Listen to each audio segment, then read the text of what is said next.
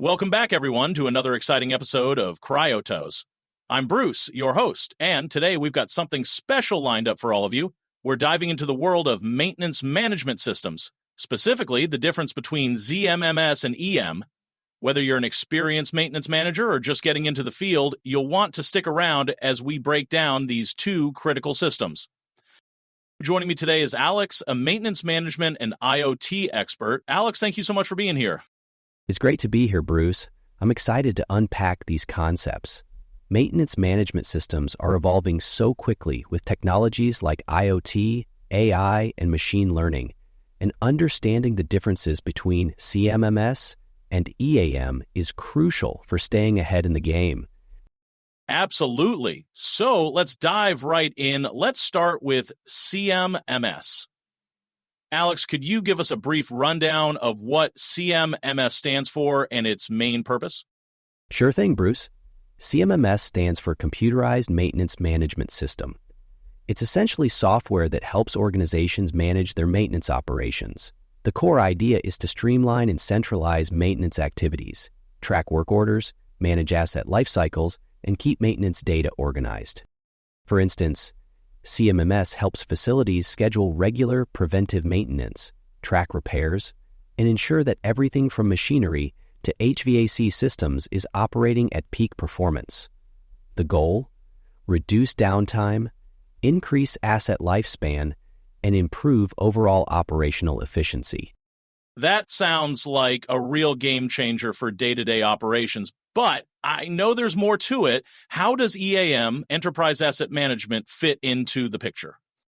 Great question. EAM, unlike CMMS, has a broader scope.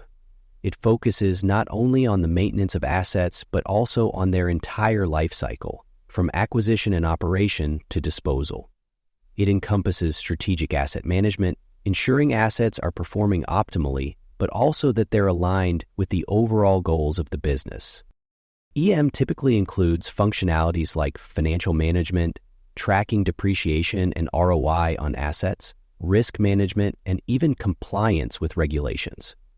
It's often used by larger organizations or industries where the cost and scale of assets are significant, and managing them across their full life cycle is critical. So while CMMS is really about keeping things running smoothly, EAM is more about managing assets in a way that ties into broader business strategy, right? Exactly. CMMS is focused on the operational side of maintenance. Think of it as your day-to-day tool for keeping equipment running.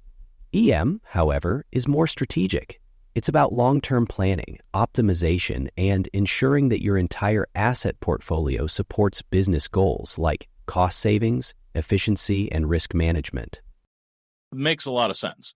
But here's where I think it gets interesting. How do these systems fit into the bigger picture with new technologies? I mean, IoT, AI, and Industry 4 are really changing the game in maintenance. Can you share some examples of how CMMS and EAM are evolving with these advancements?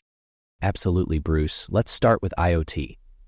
In a CMMS system, IoT sensors can track real-time data from machines and equipment, things like temperature, vibration, and energy usage. This data feeds directly into your CMMS, allowing you to predict maintenance needs before they become problems. For example, if a sensor detects that a motor is starting to overheat, the CMMS system can automatically create a work order to inspect it, preventing downtime. Now, when it comes to EAM, we're seeing a lot of integration with AI and machine learning. With EAM, you're not just reacting to asset conditions, you're proactively managing asset performance with predictive analytics. For example, AI can analyze historical data and recommend asset replacements or upgrades based on wear patterns, helping you optimize capital expenditures.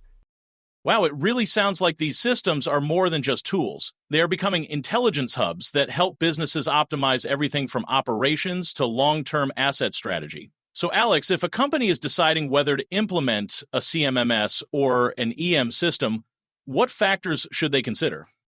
Great question. For smaller businesses or those with less complex assets, a CMMS system might be the perfect fit. It's focused on streamlining maintenance and reducing downtime, which is typically the top priority in those environments. However, For larger enterprises or those that rely heavily on high-value assets, an EAM system is likely the better choice.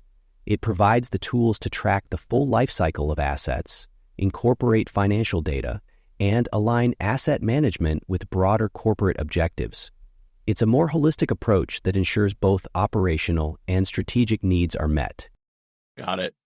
It sounds like understanding your company's size, asset complexity, and long-term goals are key in deciding between the two. Well, this has been incredibly insightful, Alex. Before we wrap up, can you leave us with one actionable tip for listeners who might be considering implementing either of these systems? Definitely. My tip is simple. Make sure your system choice aligns with your company's long-term asset strategy. Whether you go with CMMS or EAM, make sure it's part of a broader effort to drive efficiency, reduce costs, and enhance overall asset performance. Don't just think about the system as a tool. It should be part of your company's digital transformation strategy, helping you make data-driven decisions that improve both day-to-day operations and long-term profitability. That's a fantastic takeaway, Alex. Thanks so much for sharing your expertise with us today. And to our listeners, if you're looking to optimize your maintenance operations or manage your assets more effectively, this episode is packed with valuable insights. We hope you'll join us for the next episode of Cryo. Until next time, stay efficient and keep those machines running smoothly.